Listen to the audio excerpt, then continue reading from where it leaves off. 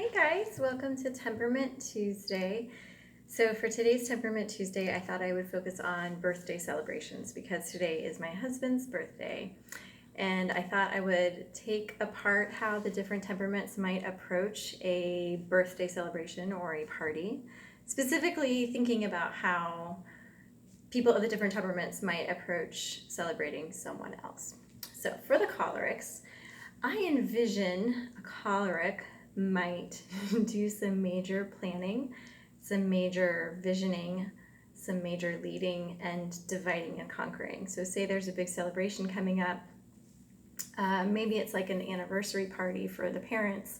If there's a choleric adult child among them, I'm assuming they would be the one who would be most prone to take leadership and to say, Susan, you're going to do this, and you are going to do this, and you are going to do this. I'm on this, this, and this, and I need that detail by that Friday, and then we'll do this by that Saturday.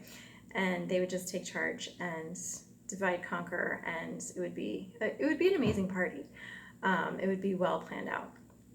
The sanguine, I think they're kind of made for birthday celebrations, so I think that they would thrive in that environment. I think it would be enjoyable for them to think about preparing. It would be, the actual party itself would be celebratory, exciting, wonderful. Opposed to the melancholic, which I am, so I can speak to from experience, might have a little bit of dread about parties, might have in their mind the ideal party and what it should look like. And I just think back to when our son turned 1, and we were going to have a little party just with, some other parents that we knew who had kids around his age. And so, I mean, clearly he was 1, like he doesn't remember it. It was more for just the parents to get together.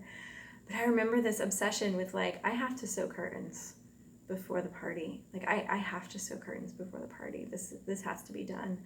And I didn't do it, and now he's now 6, and I still haven't sewed those curtains. But the good thing is that I had all that fabric left over, so I did make a couple masks out of the fabric that had been dedicated for curtains that I was hoping to accomplish by the time my 6-year-old son, turned 1. So a melancholic might have grand plans, but have the inability to follow through.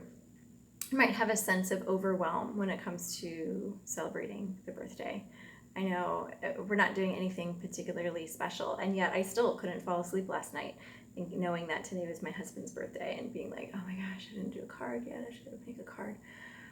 Speaking of cards, the 4th temperament is phlegmatics, and I think they're good party people, because I think that it's going to be low pressure to no pressure.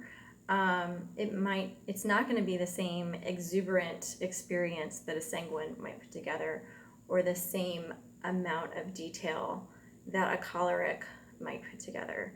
But it's going to be nice, right? So I'm thinking of my husband, who's a phlegmatic, and he always does these beautiful handmade cards for me or for our son whenever one of us has a birthday, or for my Mother's Day celebration or whatever. But for instance, this is one of his cards that he drew for Ronan when he still is into Transformers, but I think this was for his 5th birthday.